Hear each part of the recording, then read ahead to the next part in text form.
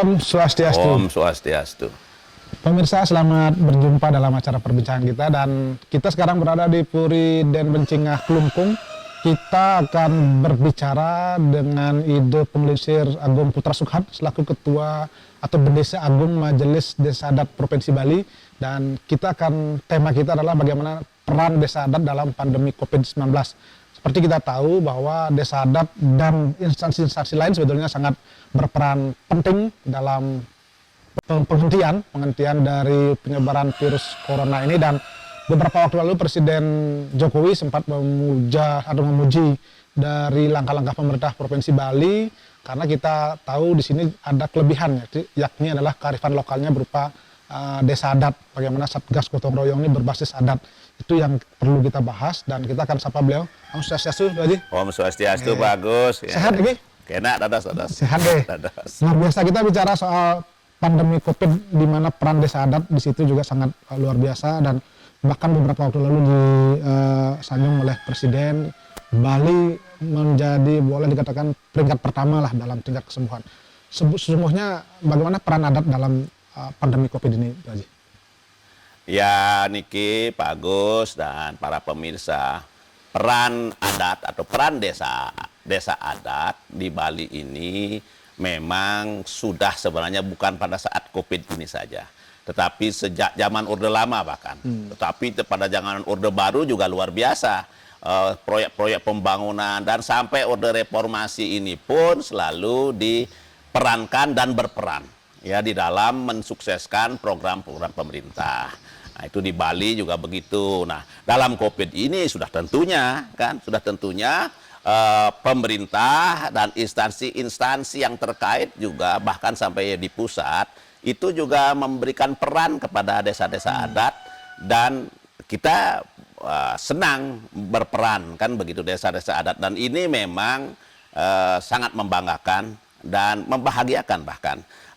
Ratu sebagai Bendesa Agung ini sangat mengapresiasi nyuk semang pisan boniki, ya, bangga begitu dengan desa-desa adat kita dan majelis desa adat dari provinsi, kabupaten, kecamatan sampai desa-desa adat ini. Yang pertama adalah buat Ratu bahagia itu menyatu, mesikian, kompak gitu, kompak. Dan kemudian ini desa-desa adat ini dan majelis desa adat kita bersama Pak Gubernur, kepada instansi juga semua, TNI dan Polri, itu selalu kemudian, dan Parisade juga, Indodarma Indonesia, kita sudah mulai pada bulan Maret sudah mengeluarkan peraturan, kemudian Satgas, Gotong Royong yang ternyata bekerja sangat baik ya, dan terutama ya pecalang-pecalangnya, ya pecalang-pecalang mulai dari acara pengerupukan sebelum nyepi itu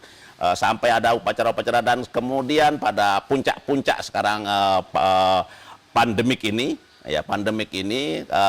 pecalang itu tanpa OPD di garis depan, dan ya astungkare hangayu bagie penanggulangan kemudian penyebaran COVID-19 di Bali ini lumayan sangat baik, dan bahkan seperti Pak Agus tadi sampaikan, akhirnya mendapat pujian dari berbagai pihak, malah sampai ke Presiden, para menteri memuji Bali, memuji masyarakat Bali secara keseluruhan, dan khususnya juga memuji ya bagaimana kekompakan desa-desa adat, semangatnya desa-desa adat. Sudah tentu pada kesempatan ini juga bukan desa adat sajalah, tapi dokter, ya perawat, pihak rumah sakit yang juga terdepan menjadi yang di belakang yang akhirnya menangani itu semua juga berjibaku, dan seluruh masyarakat, ketaatan masyarakat Bali semuanya, seluruh komponen ini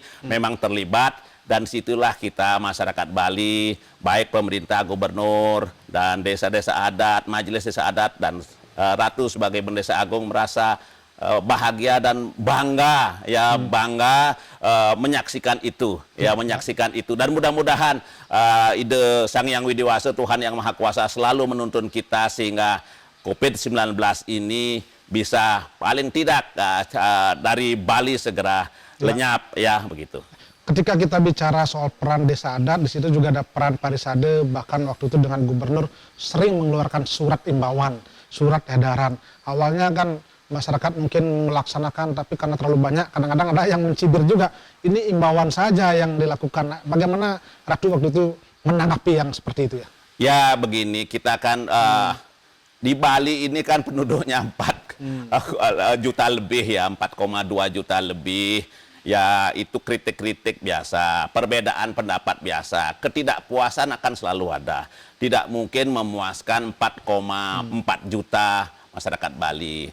Dan kita, ya gubernur, Majelis Desa Adat, Parisade Hindu Dharma, Forum Kerukunan Umat Beragama Indonesia, tokoh-tokoh agama semua, baik Islam, Kristen, Katolik, Buddha, Konghucu, kemudian pihak rumah sakit, dan TNI, Polri, semua instansi sudah bekerja dengan baik. Ya, ya. Dan ini mengenai ritual-ritual itu, upacara-upacara itu, jangan lupa bahwa kita di Bali ini mengapa demikian mencengangkan sebenarnya, mencengangkan pihak internasional, karena Ratu Haji sendiri sebenarnya sebelum bulan Maret, awal Maret itu sudah didatangi sebenarnya oleh teman dari Singapura, memperingati bahwa akan menjadi pandemi hebat di Bali, ya, mengingat pada saat sampai Februari pun masih ramai kunjungan wisatawan terutama dari Cina. Nah itu masuk akal. Dan kemudian mengapa kemudian sebegini? Jadi di samping yang usaha-usaha upaya skala tadi, desa adat yang luar biasa, rumah sakit dokter luar biasa, tokoh-tokoh agama, dan kemudian instansi-instansi TNI Polri luar biasa, Pemda luar biasa, Bupati, Wali Kota juga berkompak kita. Tetapi jangan lupa bahwa kita juga ya harus ingat bahwa peran Niskala, ya Niskala ini di Bali kita yakin itu sangat juga luar biasa. Dan inilah peran Niskala inilah, oleh karena itu kita selalu harus, ya kita seluruh umat manusia juga sudah meyakini juga bahwa doa harus dengan usaha. Usaha pun harus dengan doa. Dan Niskala inilah maka kita tidak jemu-jemunya kemudian melakukan upacara pakelem, upacara peneduh jagat, peneduh bumi, kemudian desa-desa adat selalu ngejar pejati, kemudian mesegah, kemudian mengaturkan caru, mulai tawur kesangu itu, kemudian lagi pekelem, lagi peneduh jagat. Kemudian ngaturang ajengan wong-wongan dan di desa adat, di Prajepati, di Ulun Setre, semuanya begitu. Dan itu tujuannya untuk bagaimana kita memohon. Dan kita sebagai orang masyarakat Bali yang Hindu Bali ini memang mesti yakin seperti itu, ya. Ya inilah oleh karena itu kita harus yakin bahwa karena Ida Sang Yang Widiwasa, Tuhan Yang Maha Kuasa, betara-betara semua, Ista Dewata, betara kawitan, bahkan kelima unsur alam yang kita sebut Panca Mahabhuta, Apah, Teja, Bayu, Akasa, Pertiwi, masih sayang kepada Bali. Ini juga jangan kita pernah lupa. Oleh karena itulah maka PHDI, Majelis Desa Adat, dan Gubernur selalu melaksanakan upacara-upacara dan himbauan-himbauan bagaimana kita menghormati alam, bagaimana kita kemudian, karena kita juga yakini bahwa COVID-19 ini adalah suatu pelajaran buat kita untuk menghormati alam sebenarnya. Persoalannya adalah ketika imbauan-imbauan itu harus dilaksanakan oleh krama, dan krama kan memerlukan biaya untuk melaksanakan itu misalnya. Nah ini yang menjadi persoalan, apa cukup dengan imbauan? Itu yang mungkin jadi persoalan ketika itu, sehingga bagaimana majelis melihat sinergi antara itu? Ya saya rasa begini ya, yang pertama adalah bahwa masyarakat Bali, terutama desa-desa adat itu tidak biasa dengan budaya menuntut-menuntut. Selalu ngayah begitu, selalu ngayah. Yang kedua juga masyarakat adat, masyarakat Bali ini dengan semangat ngayah itu, apalagi dengan menghadapi bahaya COVID-19 Corona ini memang semangat ketaatannya luar biasa dan memang mendahulukan kesehatan, keselamatan, ya, daripada katakanlah ekonomi begitu, sepanjang mereka masih bisa bertahan. Dan yang ketiga, pemerintah daerah, baik pemerintah pusat, gubernur, bupati, dan wali kota sudah juga ya Ratu melihat bahwa sudah melaksanakan kewajiban-kewajibannya ya dengan secukupnya lah, secukupnya. Nah, tentu saja begini karena ini dadakan, semuanya serba segera, tergesa-gesa, kemudian pembagian sembako dan segala macam ini dukungan, pasti aja ada yang tercecer. Tidak mungkin tan ane wong ayu anules gitu, tidak mungkin sempurna semuanya. Oleh karena itu mari kita maklumi itu, dan yang paling penting adalah kita mari tetap berusaha, bersemangat, dan tidak lupa kemudian selalu nunas ice, ngerasti tiang, berdoa kita, apapun agama kita, apapun suku bangsa kita, untuk agar segeralah ini COVID-19 ini berlalu dari Bali. Ratu, kita tahu desa adat selama ini mungkin boleh dikatakan sebagai garda terdepan dalam hal penghentian penyebaran virus, namun banyak juga yang berpikir desa adat lebih banyak ngayah. Tapi persoalannya uang tidak ada, artinya dapat konsumsi, dapat insentif. Ini bagaimana sebetulnya peran majelis di situ? Iya, kekurangan-kekurangan sudah tentu pasti ada. Tetapi sebenarnya memang masyarakat adat, desa-desa adat dan kita semua kan semangat ngayahnya itu luar biasa. Dan juga bahwa kalau tidak ada apa-apa itu juga tidak begitu benar. Karena apa? Dari anggaran 300 juta sudah direlokasi 150 juta oleh peraturan gubernur. Artinya masing-masing desa adat dapat 150 juta. Dan itu untuk 50 juta untuk alat-alat kesehatan, termasuk APD, kemudian 100 juta untuk sembako. Dan itu sudah berjalan semuanya. Dan kemudian juga jangan lupa untuk desa-desa adat yang memiliki memang modal, memiliki aset, apalagi LPD-nya kebetulan ada uangnya. Dari LPD juga banyak membantu desa-desa adat itu, membantu Satgas Gotong Royong itu, sehingga sebenarnya ya. Artinya tidak betul bahwa desa adat atau orang-orang di bawah itu tidak dikasih bantuan dana dari pemerintah. Oh ya, tidak betul. Apalagi masyarakat secara keseluruhan, di samping dana desa adat itu juga dana dari Kementerian Sosial ada, tenaga kerjaan ada, kan begitu. Nah, sudah tentu ya memang pasti ada di lapangan, pasti terjadilah masalah-masalah, kekurangan-kekurangan itu tan ane wong ayu anules begitu. Mungkin persoalannya tergantung bagaimana desa adat dan prajuru adat mengelola uang itu, karena ada juga desa yang mungkin tidak punya LPD atau mungkin tidak kekayaannya tidak sebesar LPD yang desa lain, mungkin itu yang dianggap tidak seimbang dengan perannya. Oh iya, memang betul. Jadi di sini peran bendese adat dan prajuru juga, terutama juga tokoh-tokohnya yang sabe desa di situ juga sangat berperan. Dan banyak yang LPD-nya kemudian belum maju atau bahkan ada yang belum punya LPD begitu. Di situ kalau ada masyarakatnya yang sudah maju-maju itu semangat gotong royongnya juga tinggi di situ, tinggi di situ. Jadi seperti katakanlah di desa adat Akah ini ya, bergotong royong juga ada nyumbang begini, nyumbang begitu bagi yang mampu-mampu. Nah, oleh karena itu maka teratasilah sebenarnya itu gitu. Bagaimana dengan peran majelis sendiri ketika persoalannya itulah adat yang mungkin tidak ada masalah, tapi ada beberapa desa adat mungkin prajurunya mengalami masalah, bahkan ada yang dipanggil polisi. Peran majelis di situ bagaimana? Bahkan menjadi tersangka loh itu. Kalau kemudian prajuru-prajuru sampai ke mendapatkan masalah ya atas nama desa adat ya, prajuru-prajuru adat, bukan masalah pribadi kan begitu. Majelis desa adat pasti sesuai amanat ya, kita mengayomi, melindungi kan, membina begitu, pasti akan selalu memberikan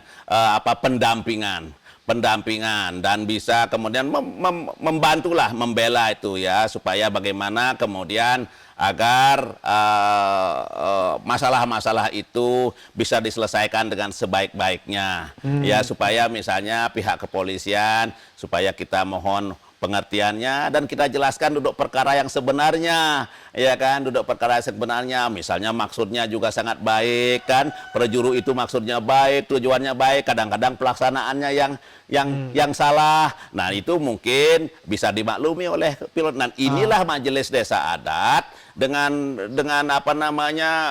prajuru-prajuru di Majelis Desa Adat Provinsi ini kan pakar-pakar ya, pakar hukum juga banyak. Di situ akan pasti pendampingan. yang kita lihat di lapangan kan ada semacam statement Majelis Desa Adat akan memberikan sanksi apabila desa adat melanggar atau mungkin di luar imbauan yang dilakukan seperti itu. Itu betul nggak?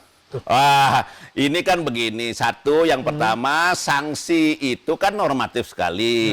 Jadi, karena mengapa normatif sekali? Karena setiap organisasi pasti mempunyai sanksi. ADART, begitu. Di desa adat ada awik-awik, ada prarab yang memuat sanksi. Kalau ada yang bertanya, bagaimana kalau ada desa adat yang membandel, yang membengkung? Kalau ada, ya pasti diberikan sanksi. Sanksinya apa? Sanksi administratif. Dan sanksinya itu pun ditentukan melalui tahapan-tahapan, peringatan dulu, kemudian oleh paruman-paruman, ya terutama Sabekerte. Dan yang menjadi catatan kemudian bahwa sampai saat ini desa-desa adat semuanya ini membanggakan, tidak ada yang melanggar. Jadi baik semua. Jadi Lalu sanksi yang itu memang administratif dan normatif dan memang harus ada di seluruh organisasi. Banyak yang mempertanyakan, desa adat kan sudah duluan hadir, MDA kan baru belakangan. Apa sebetulnya kewenangan MDA kok bisa memberikan sanksi atau mengancam memberikan sanksi itu? MDA tidak pernah mengancam karena MDA dan desa-desa adat itu satu kesatuan, satu keluarga. Sanksi itu jangan sanksi yang tercantum dalam ADART di dalam setiap organisasi, partai politik punya sanksi, organisasi negara punya sanksi, desa adat juga punya sanksi kepada keramanya. Jangan diartikan sebagai ancaman. Itu adalah fasilitas pembinaan dan itu sifatnya normatif. Tidak mungkin dong Majelis Desa Adat itu mengancam desa adatnya. Kalau melindungi, mengayomi, membina itu ada. Nah, ini adalah dalam pembinaan kalau nanti ada yang sangat membandel, membangkang, kemudian perlawanan. Misalnya 1493 desa adat itu bagus, kompak. Satu membandel, melawan. Bagaimana apa dibiarkan? Nah, sudah tentu nanti ada sanksi itu apa yang bisa diberikan? Administratif saja, karena administratif itu artinya tidak dilayani surat menyuratnya, ya kalau minta pengukuhan tidak ada pengukuhan, tidak dilayanilah komunikasinya. Artinya tidak sampai mencabut dana desanya itu? Itu bisa juga, tapi bukan Majelis Desa Adat yang mencabut, itu gubernur. Nah, sudah tentu itu paling berat kalau terjadi. Ya itu tapi artinya diusulkan oleh Majelis Desa Adat. Tetapi sekali lagi tidak pernah terjadi itu karena apa? Desa-desa adat itu membanggakan dan baik-baik semua, lancar semua. Nah, sekarang kan Bali mendapat pujian dan ada pemikiran untuk akan dibuka lagi. Artinya orang akan boleh berkunjung ke Bali. Selaku Bendesa Agung, apa sekarang yang bisa dilakukan oleh desa adat ketika pemerintah melakukan hal itu? Ya begini Pak Agus dan para pemirsa. Jadi memang kita maklumi bahwa di sini terjadi suatu pemikiran antara bagaimana kita mempertahankan, menyelamatkan kesehatan masyarakat, jiwa-jiwa masyarakat dengan juga kepentingan ekonomi yang semuanya sama pentingnya. Ya sama pentingnya, dan oleh karena itu muncul kemudian pemikiran-pemikiran untuk kita segeralah dengan new normal namanya, ya hidup dengan new normal life gitu. Jadi berdamai dengan COVID. Itu memang ya baik itu, tetapi untuk Bali supaya Bali ini benar-benar aman, supaya jangan tergesa-gesa. Tergesa-gesa. Misalnya nanti kalau menurut pemikiran pribadi ini, pemikiran pribadi Ratu, bahwa kalau nanti kita sudah sampai kepada Bali pada zero ya, nol ini penularan transmisi lokalnya sudah nol begitu, dan kita harus menunggu dulu ya, menunggu dulu, sabar. Dan kemudian kapan kita buka? Ini harus selektif. Nah, selektif misalnya membuka pariwisata internasional. Bukalah penerbangan dan pariwisata itu dari negara-negara yang juga sudah bebas COVID. Ya, secara umum bebas dia. Misalnya kalau Australia bebas, Australia boleh penerbangan, Singapura bebas, boleh penerbangan ke Bali, Jepang bebas, Jepang boleh. Tapi misalnya yang lain belum bebas, Amerika belum bebas, jangan boleh bebas ke sini. Persoalannya adalah pemerintah pusat sudah membuka, akan memberikan batas waktu, bahkan transportasi sudah dibuka. ini bagaimana peran Bali sekarang, kan tidak berdaya kalau begitu kondisinya. Ya, kita sih memohon ya, saya ini mohon kalau bisa kepada Pak Gubernur untuk bernegosiasi ke pusat, ya ke pusat seperti itu, dan juga untuk apa namanya wisatawan atau kunjungan-kunjungan domestik sama juga. Kalau misalnya di daerah Jawa, Jakarta itu masih hebat pandeminya, kita sudah nol, jangan dulu dibebaskan. Nah, misalnya tetap dengan pakai protokol COVID ini. Kalau mereka datang dari Jakarta, dari Surabaya, itu supaya membawa surat tugas, kemudian diperiksa swab, kan begitu. Artinya pekerjaan Pemprov Bali akan semakin berat Ya, jadinya. lumayan kita semuanya dan desa adat pun nanti akan lumayan akan kalau kita sudah nol di daerah-daerah lain belum, itu akan berat kita. Tetapi kalau untuk ada daerah-daerah misalnya yang sudah juga sama-sama nolnya, bebas. Bagaimana ini kalau misalnya tetap menerima karena memang ada instruksi dari pusat, tapi sisi lain nanti akan bisa menjadi berkepanjangan di sini. Apa yang kira-kira prediksi yang Nah, terjadi? inilah makanya prediksi Ratu. Mengapa Ratu mengusulkan agar Bapak Gubernur itu bernegosiasi ke pusat demikian? Karena nanti misalnya kalau kita buka pariwisata internasional buka, orang bebas lagi ke sini, kita sudah nol di tempat lain belum nol, lalu kemudian ada serangan kedua. Nah, kalau serangan kedua ini kemudian menjadi banyak lagi rame, yang pertama masalahnya adalah nanti kita Majelis Desa Adat dan kemudian juga pemerintah, semua kita yang memimpin ini akan menjadi apa namanya sasaran kritikan. Bahan bully berarti. Bahan bully. Yang kedua juga nanti kita akan sulit untuk menggerakkan masyarakat kembali karena semangatnya bisa patah. Buat apa pecalang, buat apa desa Projuru begitu mati-matian berjibaku tanpa OPD di jalanan, begitu kita bebas didatangkan lagi virus-virus datang lagi yang baru. Nah, ini kesan inilah yang harus kita hindari. Oleh karena itu memang kita butuh pariwisata. Siapa tidak butuh pariwisata? Nah, satu sisi kan masyarakat boleh dikatakan mungkin tidak kuat menahan lapar terlalu lama karena ekonomi kita terganggu. Kan itu juga menjadi bahan pertimbangan tadi. Ya, memang di dalam suasana COVID ini kita hanya bersabar saja lagi misalnya 1 bulan kah begitu supaya di daerah-daerah lain juga bagus. Yang penting adalah kita memang akan begitu, tetapi jangan lupa bahwa pada saat bom Bali 1 dan 2, kita juga sudah mengalami 1 tahun tanpa pariwisata. Asalkan di Bali, kalau sudah Bali ini bebas, Bali ini kita buka semua.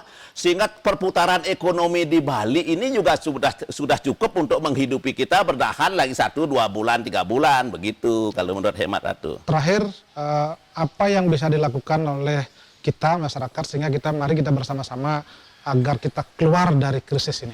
Harapan Ratu mungkin selaku Bendesa Ya, Agung. harapan Ratu sebagai Bendesa Agung, marilah kita sampai saat ini kita tetap semangat dan taat kepada arahan Presiden, maklumat Kapolri, kemudian Menteri Kesehatan, kemudian Gubernur, Majelis Desa Adat, Parisade, tokoh-tokoh agama semuanya, arahan-arahan para dokter, para rumah sakit supaya kita taat. Ya, kalau keluar kita pakai masker, dan kalau tinggallah di rumah, jangan keluar kalau tidak sangat penting, sering-sering cuci tangan dan jaga jarak dan jangan membuat keramaian dan juga mendatangi keramaian. Jaga jarak ya minimum 2 meter itu juga sangat penting. Jadi semua itu kalau kita lakukan seperti itu nanti kita akan lebih cepat ini Bali akan bisa terbebas dari virus COVID-19 ini. Baik, terima kasih Ide Bendesa Agung atas penjelasannya. Mudah-mudahan ini bisa memberikan informasi sekaligus inspirasi bahwa kita memang akan mampu keluar dari krisis COVID ini, terutama kita bisa bersinergi antara desa adat dengan pihak-pihak lain ya, dan mudah-mudahan kita bisa segera pulih kembali. Terima kasih atas waktunya Ratu. Dan pemirsa, demikian tadi perbincangan kami dan kami seluruh kerabat kerja yang bertugas mengucapkan terima kasih atas perhatian dan kebersamaan Anda, dan kami akhiri dengan Paramasanti. Om Santi Santi Santi Om.